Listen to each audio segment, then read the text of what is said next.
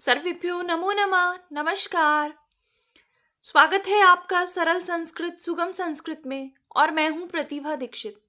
आज के इस वीडियो में हम शूद्रक के विषय में अध्ययन करने वाले हैं। जब हम कहते हैं शूद्रक तो उसका तात्पर्य ये है कि इस वीडियो में हम मृच्छकटिकम नामक प्रकरण का अध्ययन करेंगे।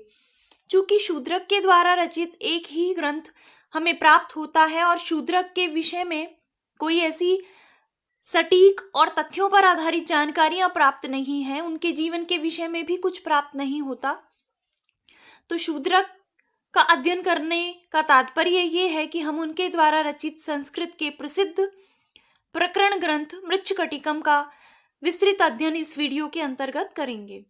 सबसे पहले बात करते हैं शूद्रक के विषय में। तो शूद्रक ने, जैसा कि संस्कृत साहित्य की परंपरा रही है, उन्होंने अपने विषय में कुछ भी मृच्छकटिकम में नहीं लिखा है।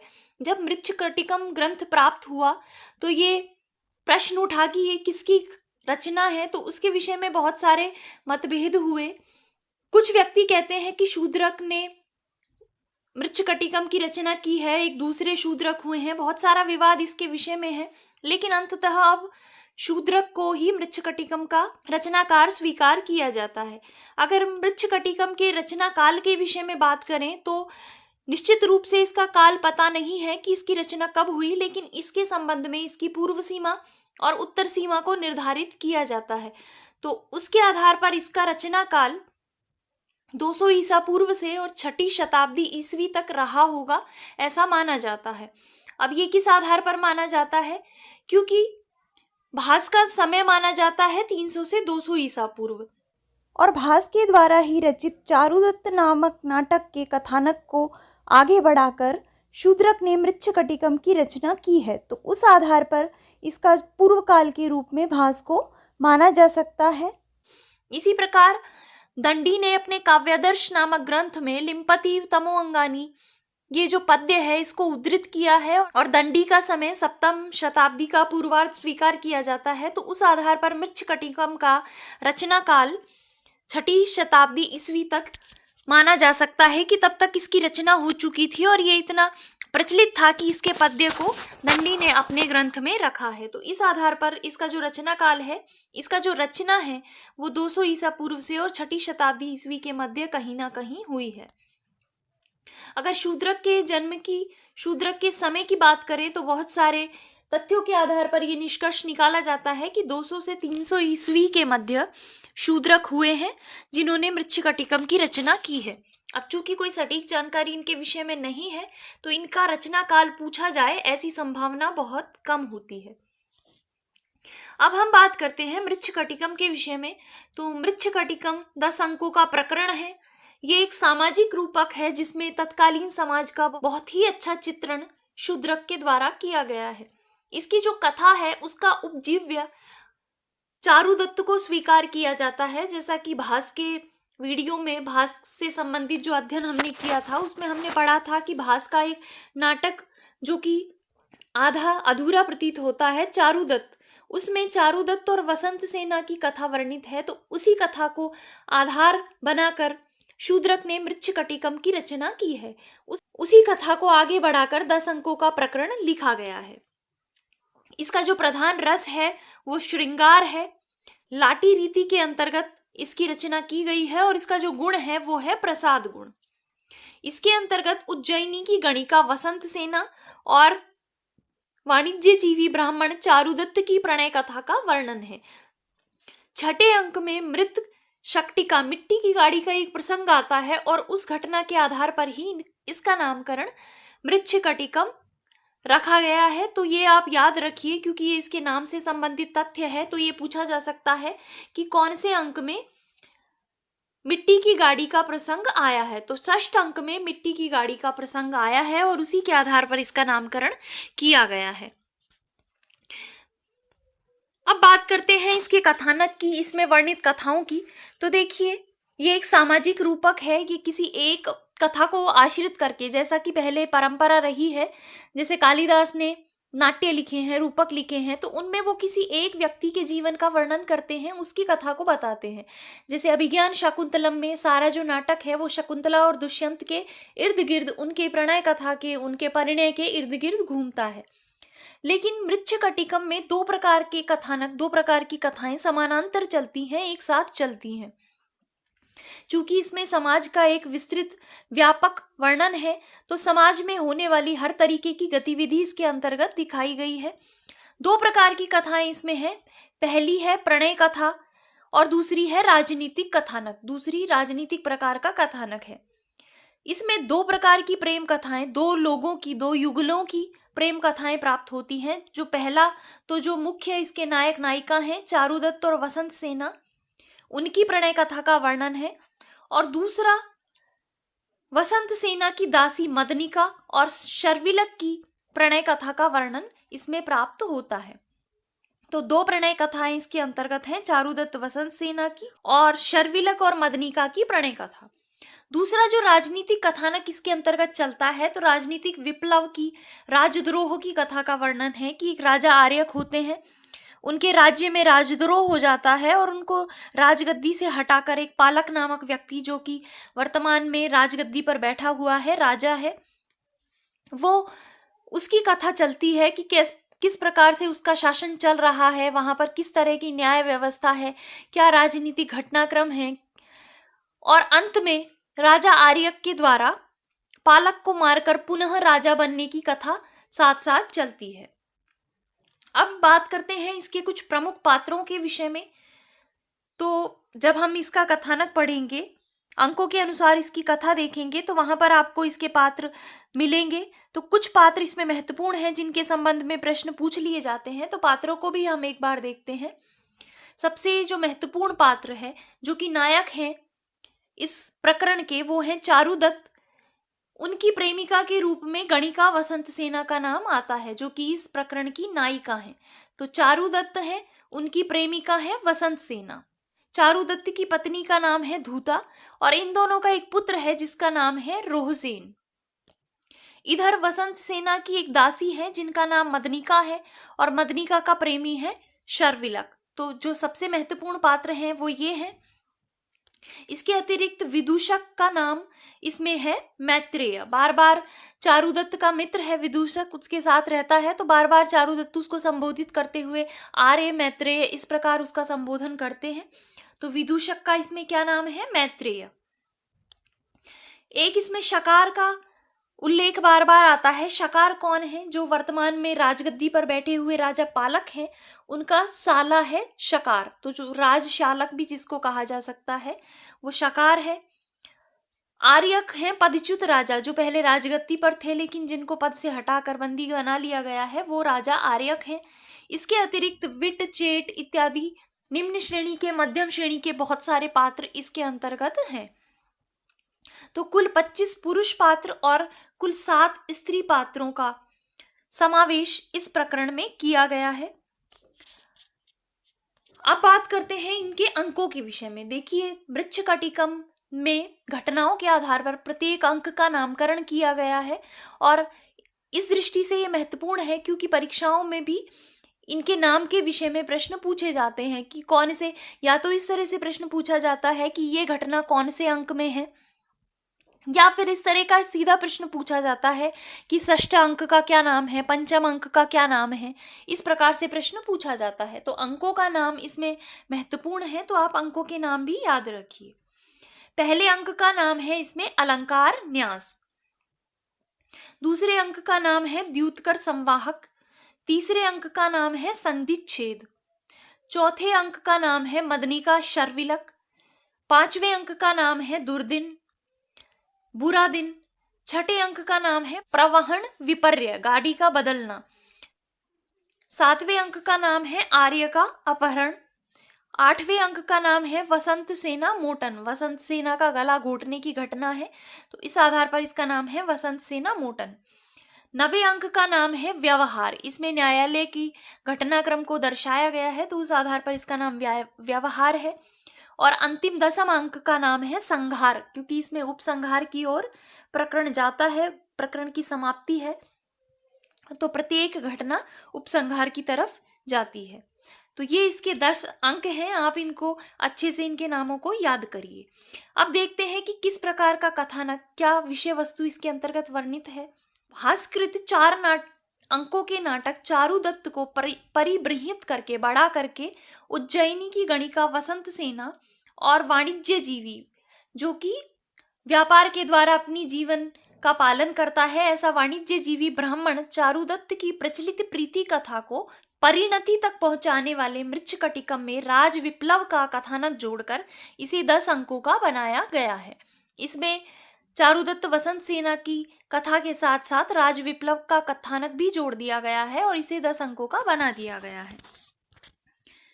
इसका लेखक अवश्य ही यथार्थ के कठोर धरातल की प्रस्तुति में संकोच के आवरण से दूर था। इसका क्या तात्पर्य है कि शूद्रक ने, इसका जो लेखक है मृच्छकटिकम, उन्होंने यथार्थ को इस प्रकरण में प्रस्तुत किया है। इसके प्रथम 4 अंक तो न्यूनाधिक रूप से कथानक की दृष्टि से चारुदत्त के अनुगामी हैं, किंतु अधिक परिष्कृत और बड़े हैं। अब इसकी क्या विषय वस्तु है उसको देखते हैं।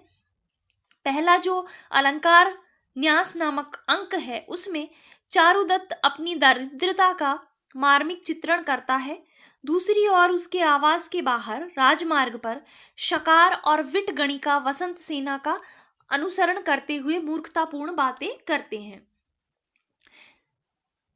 प्रकरण का जब प्रारंभ होता है अलंकार न्यास नामक अंक में, तो चारुदत्त दरिद्रता के विषय में बताता है कि किस प्रकार दरिद्र का जीवन बेकार होता है। इसकी सूक्तियां भी प्रसिद्ध हैं इस विषय में, उनकी भी हम आगे बात करेंगे। और बाहर दूसरा दृश्य दिखाया जाता है जहां पर राजमार्ग पर वसंत सेना गणिका जा रही है और जो राजा का साला है शकार और विट, वो उसका अनुसरण करते हैं और मूर्खतापूर्ण बातें करते हैं। गणिका वसंत सेना अंधकार का लाभ उठाकर चारुदत्त के घर में घुस जाती है और वहां पर जो उसने आभूषण पहने हुए थे उनको न्यास के रूप में रख देती है। अंधकार में वह घर लौट जाती है। दूसरा अंक जो कि द्यूतकर संवाहक नामक अंक है, उसमें 4 दृश्य हैं। इसमें वसंत सेना के आवास तथा निकट के राजमार्ग की घटनाओं का वर्णन किया गया है। चारुदत्त का भूतपूर्व सेवक संवाहक द्यूत में ऋणी होकर जुए में ऋणी हो जाता है संवाहक, और वसंत सेना के पास वो आता है जो कि उसे ऋण मुक्त करती है। संवाहक बौद्ध भिक्षु बन जाता है, तो इसे भी आप याद रखिए। इस प्रकार के अंदर से प्रश्न आपसे पूछे जा सकते हैं कि वह व्यक्ति जिसको वसंत सेना ऋण मुक्त करती है और जो बौद्ध भिक्षु बन जाता है उसका क्या नाम है, तो उसका नाम है संवाहक। कुछ देर बाद वसंत सेना का मत्तगज उस पर आक्रमण करता है, तो उस नए भिक्षुक को वसंत सेना का सेवक बचा लेता है। वहीं पर स्थित चारुदत्त उसे पुरस्कार के रूप में अपनी बहुमूल्य चादर दे देता है। चादर वसंत सेना तक पहुंच जाती है। चारुदत्त को देखने के लिए वह अपने ऊपरी प्रकोष्ठ पर चली जाती है। तृतीय संधिच्छेद नामक अंक में चारुदत्त के घर में सेंध फोड़कर वसंत सेना के न्यास रूप रखे आभूषणों को चौर्य कला में निपुण शर्विलक चुरा लेता है। चोरी से प्राप्त धन द्वारा वह अपनी प्रेमिका मदनिका को दासी भाव से मुक्त कराएगा। मदनिका वसंत सेना की ही दासी होती है। चारुदत्त की पत्नी धूता उन आभूषणों के बदले में अपनी बहुमूल्य रत्नमाला दे देती है, जिसे लेकर विदूषक वसंत सेना को देने जाता है। प्रथम अलंकार न्यास नामक अंक में जो आभूषण वसंत सेना ने उसके घर पर रखे थे उनकी चोरी तृतीय अंक में शर्विलक कर लेता है। और वो किस लिए चोरी करता है? अपनी प्रेमिका को छुड़ाने के लिए। और वो प्रेमिका जो मदनिका है वो वसंत सेना की ही दासी है। जब चारुदत्त के घर चोरी हो जाती है तो चारुदत्त की पत्नी धूता अपनी रत्नावली देती है। उसका एक हार होता है जिसको रत्नावली कहा जाता है, तो उसको वो वसंत सेना को लौटाती है। चूंकि उसके आभूषण चोरी हो चुके हैं तो बदले में वो अपनी रत्नावली वसंत सेना को देती है। चतुर्थ अंक मदनिका शर्विलक में शर्विलक वसंत सेना के ही चुराए आभूषणों को देकर अपनी प्रेयसी मदनिका को उसकी स्वामिनी वसंत सेना से मुक्त कराता है और उसे अपनी वधू बना लेता है। शर्विलक को अपने मित्र आर्यक के बंदी होने की सूचना मिलती है और उसे बचाने के लिए वह चल पड़ता है। ये आर्यक कौन है? आर्यक वही राजा हैं जो पहले राजा थे और जिनको राजगद्दी से हटाकर अब पालक राजा बना हुआ है। तो जब उन मित्र आर्यक के बंदी होने की सूचना शर्विलक को मिलती है तो वो उसे बचाने के लिए जाता है। इधर विदूषक रत्नमाला लेकर वसंत सेना के घर आकर उसके विशाल भवन का अवलोकन करता है। यह दृश्य गणिका वैभव को अभिव्यक्त करता है। रत्नमाला लेकर वसंत सेना संदेश भेजती है कि वह संध्या में चारुदत्त से मिलने आ रही है। दुर्दिन नामक पंचम अंक में वसंत सेना चारुदत्त के घर पर रात बिताती है। इसमें वर्षा काल का भव्य वर्णन है। बुरा दिन है, बुरा मौसम है, तो जब वसंत सेना चारुदत्त के घर जाती है तो वहीं पर रुक जाती है और वहीं पर अपनी रात्रि बिताती है। तो उस घटनाक्रम में वर्षा काल का यहाँ पर भव्य वर्णन किया गया है। छठे अंक में, जो कि प्रवहण विपर्य नामक अंक है, गाड़ी का बदलना नामक अंक है, उसमें अगले दिन वसंत सेना चारुदत्त की पत्नी को उसकी रत्नमाला लौटाना चाहती है, किंतु वह स्वीकार नहीं करती। चारुदत्त का पुत्र रोहसेन खेलने के लिए स्वर्ण की शक्टिका मांगता है, सोने की गाड़ी मांगता है, जबकि दासी रदनिका उसे मिट्टी की गाड़ी देती है। इस मार्मिक दृश्य से प्रभावित होकर वसंत सेना उसकी गाड़ी को अपने आभूषणों से भर देती है और इन्हीं से वह स्वर्ण शक्टिका बनवा ले। तो इसी दृश्य की मार्मिकता से प्रभावित होकर लेखक ने रूपक का शीर्षक मृच्छकटिकम मिट्टी की गाड़ी के आधार पर रखा था। इस अंक के मुख्य दृश्य में वसंत सेना गलती से शकार की गाड़ी को चारुदत्त की गाड़ी समझ जाती है और उस शकार की गाड़ी में बैठ जाती है, और चारुदत्त की गाड़ी में कारागार से भागा हुआ आर्यक बैठ जाता है। मार्ग में चंदनक नामक सिपाही आर्यक को अभयदान दे देता है। जो कि सिपाही गाड़ी को चला रहा था चारुदत्त की को, उसका नाम होता है चंदनक। जब उसको पता चलता है कि उसमें वसंत सेना नहीं बैठी अपितु आर्यक बैठा है, तो वो उसको छोड़ देता है और उसकी गाड़ी आगे बढ़ जाती है। इस प्रकार छठा अंक विभिन्न विचित्र घटनाओं से परिपूर्ण है, जो कि उसके शीर्षक का समर्थन भी करता है। सातवें अंक आर्य का अपहरण में आर्यक, जो कि भागा हुआ बंदी राजा है, वो चारुदत्त के पास पुष्पकरंडक उद्यान में पहुंच जाता है। चारुदत्त वहां पर वसंत सेना की प्रतीक्षा कर रहा है। तो जब आर्यक मिलता है चारुदत्त को, तो चारुदत्त उसे अभयदान दे देते हैं और उसके बंधन कटवाकर उसी गाड़ी में उसको विदा कर देते हैं। चारुदत्त को वसंत सेना की चिंता होती है कि वसंत सेना कहाँ गई, उसका क्या हुआ। वसंत सेना मोटन नामक अष्टम अंक में जब वसंत सेना पुष्पकरंडक उद्यान में पहुंचती है तो शकार उसे देखकर प्रणय निवेदन करता है। नकारने पर वह उसका गला घोंट देता है। वसंत सेना मूर्छित हो जाती है। शकार उसे मृत समझकर चारुदत्त पर उसकी हत्या का अभियोग लगाने के लिए न्यायालय जाता है। इसी बीच भिक्षु संवाहक वसंत सेना की चिकित्सा के लिए उसे बौद्ध विहार में ले आता है। अब नवा अंक है, जो कि व्यवहार के नाम से प्रचलित है। इस नवे अंक में तात्कालिक न्यायालय का दृश्य प्रस्तुत किया गया है। ऐसा दृश्य संस्कृत के किसी काव्य या रूपक में नहीं है। तो इस दृष्टि से बहुत सारी ऐसी विशेषताएं हैं जिसके आधार पर मृच्छकटिकम का संस्कृत साहित्य में एक अलग ही महत्वपूर्ण स्थान है। तो न्यायालय का जैसा दृश्य मृच्छकटिकम में प्रस्तुत किया गया है, वैसा किसी भी संस्कृत रूपक में नहीं है। शकार न्यायाधीश को धमकी देता है कि मेरा आवेदन सुनकर निर्णय दो, नहीं तो मैं अपने बहनोई राजा पालक से कह दूंगा। इस घटना से ये ज्ञात होता है कि उस समय की जो राज व्यवस्था थी उसमें न्यायालय भी पूर्णतः राजा के अधीन था। तो जो राजा का साला है वो न्यायाधीश को अपने हक में निर्णय सुनाने की धमकी देता है। वसंत सेना की माता भी कहती है कि मेरी पुत्री चारुदत्त के घर गई थी। न्यायालय में चारुदत्त संकोच तथा कष्टवश स्पष्ट उत्तर नहीं दे पाता। चारुदत्त तो इस दुख में दुखी है कि वसंत सेना की मृत्यु हो गई है, उसका गला घुट गया है, तो वो संकोच में आ जाता है, कुछ वो कष्ट में है, तो स्पष्ट उत्तर नहीं दे पाता। इसी बीच रोहसेन को दिए गए आभूषणों को वसंत सेना को वापस देने के लिए विदूषक जा रहा था कि वो न्यायालय में आ जाता है, और उसके पास से आभूषण प्राप्त होने पर न्यायाधीश ये मान लेता है कि आभूषणों के लिए वसंत सेना की हत्या चारुदत्त ने ही की है, और उसे मृत्युदंड सुनाया जाता है। अंतिम दशम अंक में, जो कि संहार नाम से प्रसिद्ध है, उसमें पालक को मारकर आर्यक राजा बन जाता है। जब आर्यक को छोड़ देता है चारुदत्त, तो वहां पर आर्यक जाता है, पालक को मार देता है और राजा बन जाता है। तो राजा जब आर्यक बन जाता है तो वो चारुदत्त के किए एहसान को याद रखता है और वो चारुदत्त को मृत्युदंड से बचा लेता है। वसंत सेना को चारुदत्त की वधू का पद मिल जाता है, वो गणिका वृत्ति से मुक्त हो जाती है। चारुदत्त शकार को क्षमा कर देता है और इस प्रकार से नायक नायिका का समागम हो जाता है। तो देखिए किस प्रकार से लेखक ने दो अलग अलग चलने वाली घटनाओं को एक साथ मिलाकर एक बहुत ही अच्छे रूपक का सुखांत अंत किया है। अब बात करते हैं इसकी कुछ प्रमुख सूक्तियों के विषय में। चूंकि इसकी कुछ सूक्तियां बार बार परीक्षा में पूछी जाती हैं, तो यहाँ पर कुछ महत्वपूर्ण सूक्तियों को भी हम देख लेते हैं। पहली है निर्धनता सर्वपदम आस्पदम, कि निर्धनता जो है, दरिद्रता जो है, वो सारी विपत्तियों का स्थान होती है, सारी विपत्तियों की जड़ होती है। इसमें चारुदत्त प्रथम अंक में अपनी दरिद्रता का वर्णन करता है और उसी के संबंध में यहाँ दरिद्रता से संबंधित सूक्तियां कहता है। दूसरी है सर्वम शून्यम दरिद्रस्य, दरिद्र का सब कुछ शून्य ही होता है, दरिद्र की कोई बात नहीं सुनता, उसका कोई इज्जत नहीं होती संसार में, समाज में लोग उसको कुछ मानते नहीं हैं, तो दरिद्र व्यक्ति का सब शून्य होता है।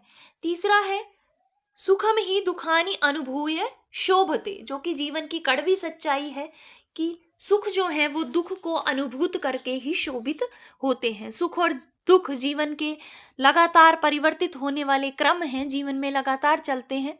तो सुख का आनंद जब ही व्यक्ति को आता है जबकि वो दुख का अनुभव कर चुका है। अगर व्यक्ति को लगातार सुख मिलता रहे तो उसे उस सुख की अनुभूति ही नहीं होगी, सुख की अनुभूति दुख के कारण ही होती है।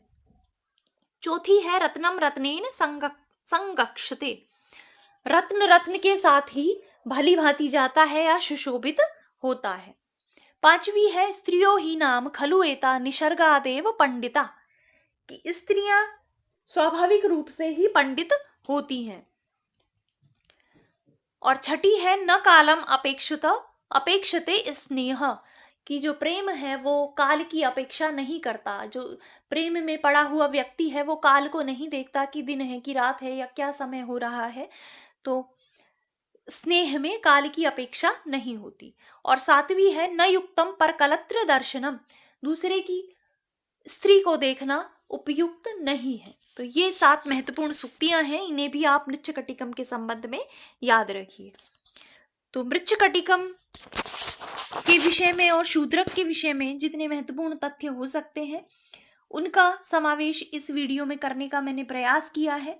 आशा है आपको ये समझ आया होगा और आपको पसंद भी आया होगा। तो अगर आपको ये थोड़ा भी अच्छा लगा है तो आप लाइक करने में बिल्कुल कंजूसी ना करें, वीडियो को लाइक कर दें, अपने मित्रों के साथ भी अधिक से अधिक शेयर कर दें। और अगर आपने चैनल को सब्सक्राइब नहीं किया है तो चैनल को भी सब्सक्राइब कर लें और बेल आइकन को भी प्रेस कर दें, जिससे वीडियो अपलोड होते ही सबसे पहले आपको नोटिफिकेशन मिल सके। तो मिलते हैं नेक्स्ट वीडियो में, तब तक के लिए धन्यवाद।